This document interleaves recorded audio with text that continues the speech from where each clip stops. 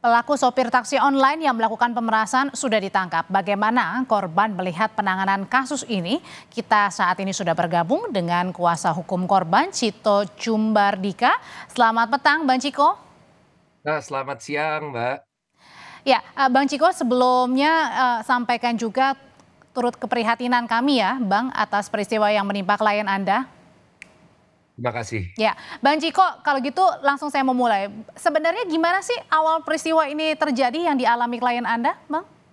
Ya, memang peristiwa ini sangat tidak diduga ya sama klien kami bahwa seperti biasa dari klien kami ingin pulang sudah malam menggunakan biasa online, transportasi Jam online. berapa itu, Bang, malamnya?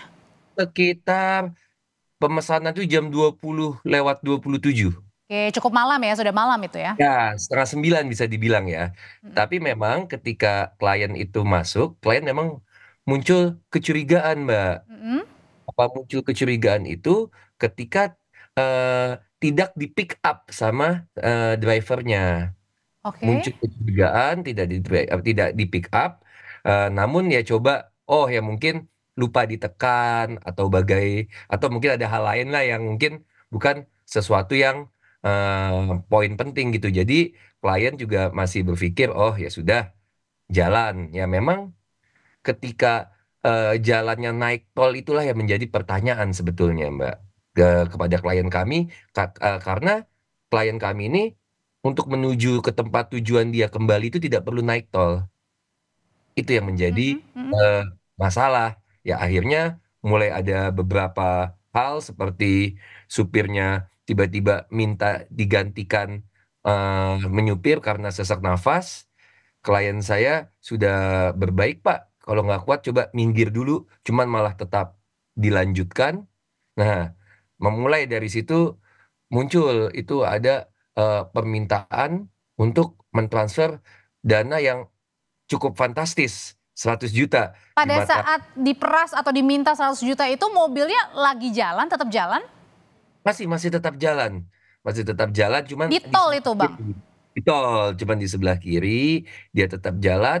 Eh, Klien saya ya dia bingung kan, 100 juta buat apa gitu kan? Ah.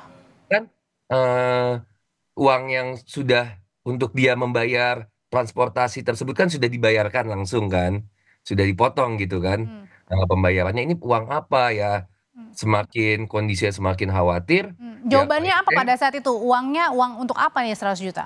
ya, dia tidak jawab, dia cuman minta uang 100 juta seperti itu. Oke, pada saat korban akhirnya diminta uang 100 juta, kan korban menolak ya, Bang? Ya, Pada saat korban itu langsung ada tindakan aniaya? belum belum karena Oke. saat itu coba kabur. Jadi klien kami coba untuk kabur, dia keluar dari mencoba keluar, sempat berhasil keluar dari mobil, Hmm? minta tolong tapi tidak ada orang karena posisinya di tol. Heeh. Hmm, hmm. Posisinya di tol, tidak ada orang, akhirnya diambil lagi, ditarik lagi, dimasukin lagi ke dalam mobil. Oke. Sama si tersangka sudah masuk mobil, jalan lagi, diminta lagi, lalu berusaha lagi untuk turun, berusaha lagi untuk bisa kabur. Ya, akhirnya di perjalanan kedua, nah itu sempat diancam sih, Mbak. Sempat diancam, ah, kalau misalnya tidak mau menuruti kemauannya, nanti mau dibuang di kali. Di Hmm, depan ada kali, mau dibuang di hmm, situ. hmm. Dan pada saat apa akhirnya korban berhasil menyelamatkan diri dan meminta pertolongan?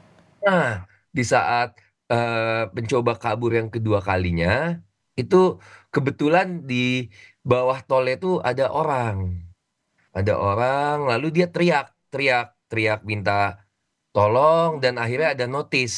Karena waktu sebelumnya itu kondisinya memang kosong, yang kondisi kedua ini ada orang di bawahnya dan dia bisa apa namanya orang tersebut yang notice kalau misalnya si klien kami ini minta tolong, disitulah baru bisa kabur. Namun dengan kondisi setelah tangan dan kakinya luka-luka. Setelah perjuangan kabur sampai loncat dari mobil, sempat diseret juga, dijambak juga. Akhirnya di kedua itulah Mbak itu bisa eh, lolos Ah, dari si pelaku. Dari pihak klien maupun Abang sebagai perwakilan kuasa hukum sudah sempat menghubungi pihak Grab? Sudah, kami sudah menghubungi pihak Grab. Responnya? Ya, responnya awalnya kami belum mendapatkan respon langsung, namun setelahnya akhirnya pihak Grab langsung menghubungi kami, lalu kami juga langsung berkoordinasi sama pihak Grab. Pihak Grab juga menawarkan beberapa bantuan ya. Dia menawarkan konseling kepada klien kami. Dia juga menawarkan apa namanya transport dengan didriveri oleh wanita, Hmm, juga keamanan serta tempat tinggal juga ditawarkan kepada klien kami. Namun klien kami pada saat ini memang tidak membutuhkan hal tersebut, Mbak. oke. Dari klien kami hanya ingin keadilan ini bisa ditegakkan, bahwa Oke. memang pelaku bisa diproses. Hanya itu saja yang diinginkan oleh klien kami, Mbak. Dan saat ini klien Bang Cito sendiri gimana keadaannya? Ya, kalau kondisinya sih saat ini sih alhamdulillah sehat, baik. Cuman pasti pasti masih ada traumanya pasti, trauma dengan kejadian tersebut. Tapi saat ini sih kondisinya sehat. Ya, cuma mungkin ya kalau saya bisa katakan eh, ada sedikit, nggak sedikit ya, mungkin ada trauma lah, ada Mungkin trauma. keluar-keluar juga trauma gitu ya Bang ya masih ya. Oke, kalau gitu Bang, ini sebenarnya permintaan dari klien sendiri apa? Dan yang melapor ke polisi itu klien atau dari pihak Grab?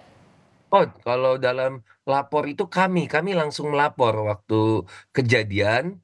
Setelah kejadian, tengah malamnya kami langsung melaporkan ke Polda Metro Jaya. Kami langsung melaporkan. Hmm, Nah, juga ketika Grab tanya kan ke kami oke. juga permintaannya apa, ya itu tadi, Mbak. Kalau dari kami jelas permintaannya itu adalah pelaku ini harus dihukum. Hmm. Dari pihak Grab, singkat aja Bang, ada nggak juga? Itu kan tadinya pelaku harus dihukum. Kalau dari untuk pihak Grab, ada tuntutan sendiri? Ya, tuntutan maksudnya pihak Grab tuntutan ke. Enggak, Abang terhadap atau klien terhadap pihak Grab?